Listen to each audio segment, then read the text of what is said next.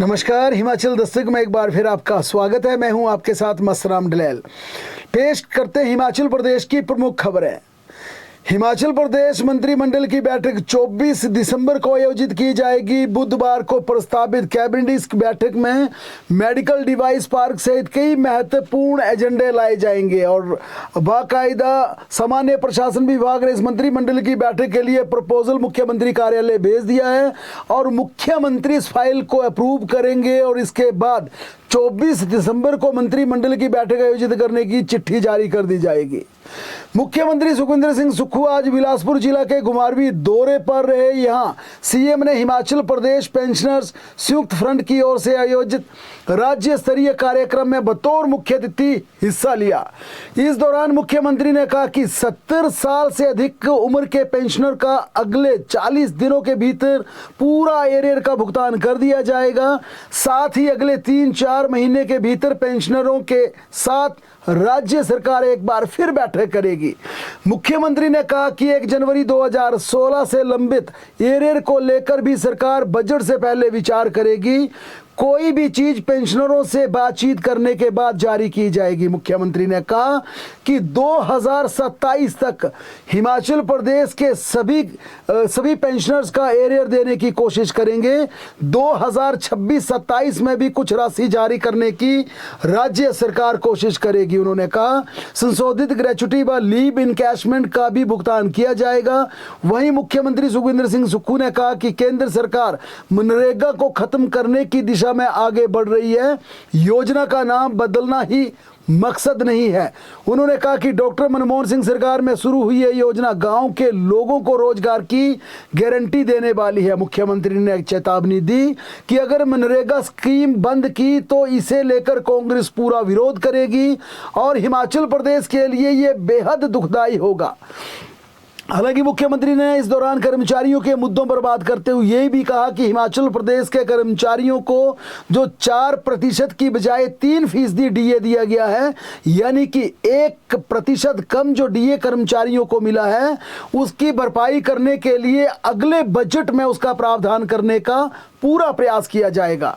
और मुख्यमंत्री ने इस बिलासपुर के घुमारवीं में आयोजित कार्यक्रम में हिस्सा लेने के बाद शिमला के लिए उड़ान भर दी और मुख्यमंत्री करीब 3:30 बजे शिमला पहुंच गए और सीधे वे ओबराय और अधिकारियों से मंत्रणा की और कई महत्वपूर्ण मुद्दों पर चर्चा की। अगली खबर का रुख करें तो हिमाचल प्रदेश के सरकारी स्कूलों में वार्षिक उत्सव के आयोजन पर शिक्षा विभाग ने रोक लगा दी है और ये आदेश दिसंबर महीने से आगामी आदेशों तक लागू रहेंगे। उच्च शिक्षा निदेशालय हिमाचल की ओर से जारी अधिसूचना के अनुसार प्रदेश के सभी सरकारी स्कूलों में वार्षिक उत्सव केवल 1 नवंबर से 30 नवंबर के बीच आयोजित किए जा सकते हैं। विभाग का कहना है कि दिसंबर का महीना छात्रों के लिए परीक्षाओं की तैयारियों के लिए महत्वपूर्ण रहता है। ऐसे में सांस्कृतिक कार्यक्रमों और समारोह के आयोजन से पढ़ाई प्रभावित होती है, जो किसी भी स्थिति में स्वीकार्य नहीं है। निदेशालय ने इस संबंध में सभी जिला के उप निदेशकों को निर्देश दिए हैं कि वे अपने अपने क्षेत्र के स्कूल प्रमुखों को इन आदेशों के सख्ती से पालना को लेकर पूरी तरह से इसे सुनिश्चित करवाएं। आगे ये भी स्पष्ट किया गया कि किसी भी स्तर पर लापरवाही बर्दाश्त नहीं की जाएगी। शिक्षा निदेशक की ओर से जारी पत्र में यह भी चेतावनी दी गई है कि यदि कोई स्कूल इन निर्देशों की अवहेलना करता है और इसमें कोई शिकायत आती है और उसकी पुष्टि होती है तो संबंधित स्कूल प्रिंसिपल यानी स्कूल मुखिया के खिलाफ अनुशासनात्मक कार्रवाई की जाएगी। प्रदेश में वर्तमान शैक्षणिक सत्र के बीच स्थानांतरित हुए और पहले ही ग्रीष्मकालीन अवकाश का लाभ ले चुके शिक्षकों को शीतकालीन अवकाश नहीं दिया जाएगा। स्कूल शिक्षा निदेशालय ने स्पष्ट किया है कि ऐसे शिक्षकों को सर्दियों की छुट्टियों के दौरान भी सेवाएं देनी होंगी। इसके लिए उन्हें ग्रीष्मकालीन स्कूलों से सटे शीतकालीन स्कूलों में प्रतिनियुक्ति पर तैनात किया जाएगा। निदेशालय ने इस संबंध में सभी जिला शिक्षा उपनिदेशकों को निर्देश जारी कर दिए हैं। आदेशों के अनुसार मध्य सत्र के दौरान जिन शिक्षकों का स्थानांतरण ग्रीष्मकालीन स्कूलों से शीतकालीन स्कूलों में हुआ था और जिन्होंने पहले ही गर्मियों की छुट्टियां ले ली हैं, वे 1 जनवरी 2016 से मध्य फरवरी तक शीतकालीन स्कूलों में दी जाने वाली छुट्टियों के लिए पात्र नहीं माने जाएंगे। शिक्षा निदेशालय ने जिला स्तर पर भी ऐसे शिक्षकों की पहचान कर सूची तैयार करने के आदेश जारी किए हैं। उप निदेशक शिक्षा को निर्देश दिए गए हैं कि वह संबंधित स्कूलों से विवरण लेकर यह सुनिश्चित करें कि जिन शिक्षकों ने ग्रीष्मकालीन अवकाश लिया है उन्हें शीतकालीन अवकाश दिया जाए और आवश्यकता के अनुसार उनकी प्रतिनियुक्ति सुनिश्चित की जाए। प्रदेश के शीतकालीन स्कूलों में 1 जनवरी 2026 से मध्य फरवरी तक शीतकालीन अवकाश प्रस्तावित है। हालांकि जिन शिक्षकों ने पहले ही गर्मियों की छुट्टियों का लाभ ले लिया है वह इस अवधि में भी छुट्टियों पर रहेंगे और उन्हें अन्य स्कूलों में सेवाएं देनी होंगी। प्रदेश के सरकारी स्कूलों में गाइड हेल्प बुक से पढ़ाने पर लगाए गए पूर्ण प्रतिबंध का कई शिक्षक पालन नहीं कर रहे हैं। निर्देश नहीं मानने वाले ऐसे शिक्षकों के खिलाफ अब बड़ी कार्रवाई की तैयारी है। कई बार चेतावनी दिए जाने के बावजूद भी एनसीईआरटी की किताबों की जगह अनाधिकृत पुस्तकों से पढ़ाई करवाने की स्कूल शिक्षा निदेशालय में कई शिकायतें पहुंची हैं, जिस पर अब डिसिप्लिनरी एक्शन लेने के और दंडात्मक कार्रवाई करने के आदेश जारी किए गए हैं। हिमाचल प्रदेश के ऐसे कई टीचर हैं जिन्हें प्रिंसिपल प्रमोशन का लंबे समय से इंतजार था और ये इंतजार की घड़ियां अब धीरे धीरे समाप्त नजर होती जा रही हैं, क्योंकि अब प्रिंसिपल प्रमोशन की सूची सोमवार तक पूरी तरह से सामने आ जाएगी। पदोन्नति प्रक्रिया पूरी होने के बाद प्रमोट हुए प्रधानाचार्यों को पोस्टिंग के साथ स्टेशन अलॉट करने की प्रक्रिया चल रही है। इसकी सूची रविवार से पहले तैयार कर ली जाएगी और सोमवार को पोस्टिंग के ऑर्डर भी जारी कर दिए जाएंगे। लेकिन बड़ी खबर उन तमाम हेडमास्टर्स और तमाम लेक्चरर्स के लिए है जो इस सूची में प्रमोशन के लिए पात्र नहीं पाए गए हैं, यानी कि जिनका नंबर वेटिंग में था।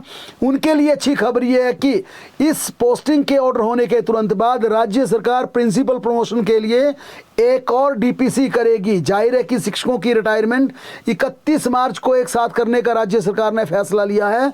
ऐसे में एजुकेशन डिपार्टमेंट के आंकड़ों के अनुसार 31 मार्च को एक साथ प्रदेश में कई प्रिंसिपल रिटायर हो जाएंगे। इसके अलावा मौजूदा जो सूची तैयार की जा रही है, जिसके प्लेसमेंट के ऑर्डर सोमवार को जारी होंगे, उसमें भी कई ऐसे प्रिंसिपल होंगे जो प्रमोशन को फोरगो कर सकते हैं। इस कारण राज्य सरकार ने शिक्षा विभाग को आदेश जारी किए हैं कि प्रिंसिपल प्रमोशन की एक और डीपीसी तुरंत बुलाई जाए, ताकि 31 मार्च के बाद हिमाचल प्रदेश में 1 अप्रैल को जो राज्य में प्रिंसिपल के पद खाली होंगे उन पदों के विरुद्ध भी प्रिंसिपल की पोस्टिंग की जा सके और पदोन्नति का तोहफा हिमाचल प्रदेश के लेक्चरर्स और हेडमास्टर्स को दिया जा सके। प्रदेश में पहली बार पटवारियों की स्टेट काडर पर भर्ती होने जा रही है। अभी तक पटवारियों का जिला काडर होता था। राजस्व विभाग ने नियमों में संशोधन कर अब इसे स्टेट काडर बनाया है। पटवारी परीक्षा में चयनित उम्मीदवारों की हिमाचल में कहीं भी अब सेवाएं ली जा सकती हैं। ये परीक्षा हिमाचल प्रदेश राज्य चयन आयोग की ओर से ली जाएंगी। राजस्व विभाग में कुल 530 रिक्तियों को भरा जा रहा है। 16 जनवरी 2026 तक उम्मीदवार राज्य चयन आयोग की आधिकारिक वेबसाइट के माध्यम से ऑनलाइन आवेदन कर सकते हैं। लेकिन जब ये पटवारी भर लिए जाएंगे, इनका हिमाचल प्रदेश के किसी भी कोने में, किसी भी प्रदेश के किसी भी हिस्से में इनकी पोस्टिंग की जा सकती है और इन्हें राज्य के भीतर कहीं भी ट्रांसफर किया जा सकता है और इन्हें इस नई भर्ती के तहत स्टेट काडर माना जाएगा। राज्य सरकार के इन आदेशों से यह स्पष्ट हो गया कि जो पहले से हिमाचल प्रदेश में पटवारी कानून को सेवा दे रहे हैं उनका फिलहाल जिला काडर ही रहेगा। प्रदेश के लोक निर्माण विभाग और जल शक्ति विभाग में जल्दी जेई के पदों पर भर्ती की जाएगी। लंबे समय से ये भर्ती विभागों में नहीं हो पाई थी, लिहाजा इसमें अब कई पद खाली होने के बाद और मंत्रिमंडल की स्वीकृति होने के बाद अब इन पदों को भरा जाएगा। अगर जल शक्ति विभाग की बात करें तो यहाँ पर लगभग 300 से ज़्यादा जेई के पद खाली पड़े हैं। वही लोक निर्माण विभाग में भी स्थिति कुछ इसी तरह की है। ऐसे में कैबिनेट की मंजूरी अब मिल जाने के बाद विभागों को, इन दोनों विभागों में अब जेई की भर्ती को लेकर प्रक्रिया तेज कर दिया। यहां से मसौदा नई भर्ती निदेशालय को जाएगा। सरकार ने नई भर्तियों के लिए नया भर्ती निदेशालय बनाया है जो कि कार्मिक विभाग के अधीन है। अब भविष्य में C&B ग्रेड की जो भर्तियां होंगी वे इसी के माध्यम से की जाएंगी। ये पेरेंटल विभाग होगा जो सभी विभागों के लिए भर्तियों का मसौदा राज्य चयन आयोग को भेजेगा। राज्य चयन आयोग चयन करने के बाद इसी निदेशालय की सूचित करेगा और यहां से आगे विभागों की रिक्रूटमेंट की जाएगी। सुप्रीम कोर्ट ने प्रदेश के लाखों सेब उत्पादकों को वन भूमि पर अतिक्रमण कर लगाए गए फलदार बागों को हटाने के हिमाचल प्रदेश हाई कोर्ट के आदेश को निरस्त कर दिया है। शीर्ष अदालत ने राज्य सरकार को निर्देश दिया है कि वे हाशिए पर पड़े वर्ग और भूमिहीन लोगों की मदद के लिए केंद्र सरकार के सामने एक प्रस्ताव रखे। मुख्य न्यायाधीश सूर्यकांत और न्यायमूर्ति जय माल्या बागची की खंडपीठ ने हाईकोर्ट के आदेशों को गंभीर परिणाम वाला करार दिया। खंडपीठ ने कहा, हाईकोर्ट ने आदेश पारित करने में गलती की जिससे बहुत गंभीर परिणाम होंगे और ये समाज के हाशिए पर पड़े वर्ग और क्षेत्र के भूमिहीन लोगों को प्रभावित करेगा। खंडपीठ ने स्पष्ट किया कि यह मुद्दा नीतिगत दायरे में आता है और ये हाईकोर्ट को ऐसा आदेश पारित नहीं करना चाहिए था जो फलदार पेड़ों को काटने को सुनिश्चित करने वाला था। हालांकि शीर्ष अदालत ने यह भी कहा कि वन भूमि पर अतिक्रमण के संबंध में राज्य सरकार की ओर से कार्रवाई की जा सकती है। सुप्रीम कोर्ट ने कहा कि राज्य सरकार कल्याणकारी प्रदेश के उद्देश्यों को ध्यान में रखते हुए एक प्रस्ताव तैयार कर सकता है और आवश्यक अनुपालना के लिए इसे केंद्र के समक्ष इस प्रस्ताव को रख सकता है। शीर्ष अदालत ने राज्य सरकार की उस याचिका पर सुनवाई की जिसमें हाई कोर्ट के फैसले को चुनौती दी गई थी। इसके साथ ही पूर्व उप महापौर टिकेंद्र सिंह पंवर की याचिका पर भी सुनवाई हुई। सुप्रीम कोर्ट ने पंवर और राय की याचिका पर हाई कोर्ट के आदेश पर रोक लगा दी थी जिन्होंने इस बात पर जोर दिया था कि इस फैसले से खासकर मानसून के मौसम में लाखों लोग प्रभावित होंगे। बहरहाल ये हिमाचल प्रदेश के बागवानों के लिए बड़ी राहत है कि उनके फलदार पौधे अब फिलहाल नहीं कटेंगे। हिमाचल प्रदेश हाईकोर्ट ने राज्य सरकार के उस आवेदन को खारिज कर दिया है जिसके तहत एकल पीढ़ द्वारा तीसरा बच्चा पैदा होने पर मातृत्व अवकाश देने के फैसले पर रोक लगाने की मांग की गई थी। मुख्य न्यायाधीश गुरमीत सिंह संधवालिया और न्यायाधीश जियालाल भारद्वाज की खंडपीठ ने कहा कि प्रतिवादी ने नौकरी में आने से पहले 2 बच्चों को जन्म दिया था और ये मामला तीसरे बच्चे से संबंधित है जिसका जन्म नौकरी पाने के बाद हुआ था। इसलिए उन्हें एकल पीढ़ द्वारा 30 जुलाई 2025 को दिए गए फैसले पर रोक लगाने का कोई ठोस कारण नहीं लगता। हालांकि कोर्ट ने सरकार की अपील को सुनवाई के लिए मंजूर कर लिया। उल्लेखनीय है कि हिमाचल प्रदेश हाई कोर्ट की एकल पीठ ने मातृत्व अवकाश से जुड़े मामले में महत्वपूर्ण व्यवस्था देते हुए कहा था कि नियुक्ति पाने के बाद तीसरे बच्चे की मां बनने वाली महिला कर्मचारी भी मातृत्व अवकाश पाने की हकदार है। प्रार्थी के नौकरी पाने से पहले 2 बच्चे और तीसरा बच्चा नौकरी पाने के बाद पैदा हुआ था। न्यायाधीश संदीप शर्मा ने मातृत्व अवकाश को लेकर स्टाफ नर्स अर्चना शर्मा द्वारा दायर याचिका को स्वीकार करते हुए सरकार को आदेश दिए थे कि वह तुरंत प्रभाव से प्रार्थी को मातृत्व अवकाश प्रदान करे। प्रदेश हाईकोर्ट ने पुलिस कांस्टेबल भर्ती की रिवाइज लिस्ट पर भी राज्य सरकार सहित अन्य प्रतिवादियों को नोटिस जारी कर दिए हैं। न्यायाधीश ज्योत्सना रिवाल दुआ की अदालत ने इस संबंध में संबंधित विभाग से 10 दिन के भीतर जवाब दाखिल करने के आदेश पारित किए हैं। मामले की अगली सुनवाई 29 दिसंबर को की जाएगी। याचिकाकर्ता और अन्य पुलिस विभाग की ओर से 9 दिसंबर 2025 को जारी पुलिस कांस्टेबल भर्ती की रिवाइज लिस्ट को लेकर हाई कोर्ट में याचिका के माध्यम से चुनौती दी है। अभ्यर्थियों का कहना है कि इनका मेडिकल टेस्ट भी हो गया था। अभ्यर्थियों को ई-कॉल लेटर भी जारी कर दिए गए थे, सिर्फ नियुक्ति पत्र आने का इंतजार बाकी था। विभाग की ओर से पहले जारी की गई लिस्ट में इन अभ्यर्थियों के नाम मौजूद थे लेकिन रिवाइज लिस्ट में इन्हें बाहर कर दिया गया। दरअसल पुलिस विभाग ने कांस्टेबल की भर्ती को लेकर 4 अक्टूबर 2024 को एक विज्ञापन जारी किया था। 17 जून 2025 को प्रोविजनल आंसर की जारी की गई थी। इसमें अभ्यर्थियों ने एक प्रश्न से संबंधित गलत उत्तर के खिलाफ हाईकोर्ट में याचिका दायर की। उसके बाद पुरुष और महिला उम्मीदवारों की संशोधित सूची 9 दिसंबर 2025 को जारी की गई थी। चिट्टा अभियान को लेकर भाजपा नेता एवं प्रदेश के पूर्व मुख्यमंत्री शांता कुमार ने कहा कि हिमाचल प्रदेश की सरकार चिट्टा नशे के विरुद्ध नया आंदोलन और भी अधिक सार्थक और सराहनीय कर सकती है यदि राज्य के मुख्यमंत्री सुखविंदर सिंह सुक्खू पूरे विपक्ष को अपने साथ लेकर चलें।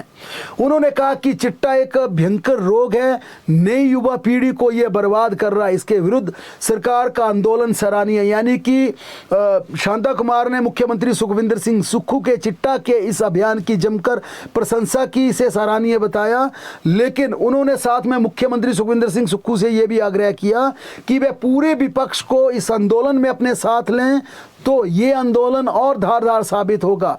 विपक्ष से भी उन्होंने ये निवेदन किया कि इस प्रकार के विषय राजनीति से ऊपर उठकर उठाएं और राजनीति से प्रेरित ना होकर जनहित में इन मुद्दों को जन आंदोलन का हिस्सा बनाएं। यानी कि उन्होंने मुख्यमंत्री से भी बयान किया कि विपक्ष को साथ लें, विपक्ष को भी नसीहत दी कि इन मामलों में राजनीति बिल्कुल नहीं होनी चाहिए और पूरी तरह से ऐसे प्रदेश हित के मसलों पर सरकार का साथ दे। और साथ में उन्होंने राज्य सरकार के इस चिट्टा विरोधी अभियान को लेकर राज्य सरकार की जमकर प्रशंसा भी की।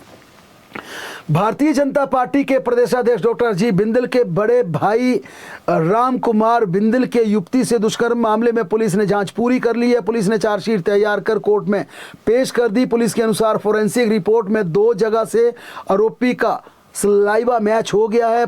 सोलन पुलिस ने राम कुमार बिंदल को 10 अक्टूबर को 25 वर्षीय युवती से दुष्कर्म के आरोप में गिरफ्तार किया था। शिमला जिला के रामपुर में ग्रामीणों ने नशे के खिलाफ एक सराहनीय कार्य करते हुए नशे की हालत में संदिग्ध घूम रहे 7 युवक युवतियों को पकड़कर पुलिस के हवाले कर दिया। इन युवाओं के पास नशीले इंजेक्शन भी बरामद किए गए, जिससे क्षेत्र में नशे के बढ़ते फैलाव पर गंभीर चिंता व्यक्त की जा रही है। पकड़े गए सभी युवक युवतियां ग्राम पंचायत गोपालपुर और बसारा क्षेत्र के निवासी बताए जा रहे हैं। शिमला जिला के नेरमा में बीती शाम एक सड़क दुर्घटना में 50 साल के राकेश राठौर की दुखद मृत्यु हो गई। ये दुर्घटना उस समय हुई जब राकेश राठौर अपनी गाड़ी में सवार होकर शामटा से नेरवा की ओर आ रहे थे। इस दौरान नेरवा से करीब 10 किलोमीटर दूर शामटा सड़क पर गाड़ी नियंत्रित होकर सड़क के करीब 150 मीटर नीचे सीधे नाले में जा गिरी। शिमला जिला के रामपुर क्षेत्र में सतलुज नदी पर बने नाथवा डैम से आज 170 क्यूसेक पानी छोड़ा गया। नाथवा झाकड़ी जल विद्युत परियोजना प्रबंधन ने सुबह 11 बजे से दोपहर 1 बजे तक डैम के गेट ओपन किए। इसके बाद सतलुज नदी का जलस्तर अचानक बढ़ गया। हिमाचल प्रदेश के मशहूर पर्यटन स्थल डलहौजी में आज पर्यटकों से भरा एक ट्रैवलर खुद ही बैक होकर पीछे लुढ़ गया। इसका एक वीडियो सोशल मीडिया पर जबरदस्त तरीके से वायरल हो रहा है। पर्यटक जान बचाने के चलते ट्रैवलर से बाहर कूदते नजर आए। इस दौरान कई पर्यटक सड़क के बाहर गिरे। इसमें कुछ पर्यटकों को हल्की फुल्की चोटें भी आई। हिमाचल प्रदेश में मौसम की बात करें तो फिलहाल बारिश की बेहद कम संभावना दिख रही है। यानी आने वाले कुछ दिनों में हिमाचल प्रदेश में कड़ाके की ठंड तो और बढ़ेगी, खुश्क हवाएं प्रदेश में चलेंगी, लेकिन बारिश और बर्फबारी की कम संभावना और इसके चलते कोहरा और पड़ेगा। धुंध पड़ने के कारण रात के समय या तड़के सुबह सवेरे यातायात के संचालन को लेकर भी दिक्कतें आ सकती हैं। बहरहाल प्रदेश की तमाम बड़ी खबरों के लिए लगातार जुड़े रहें हमारे साथ, देखते और पढ़ते रहें हिमाचल दस्तक।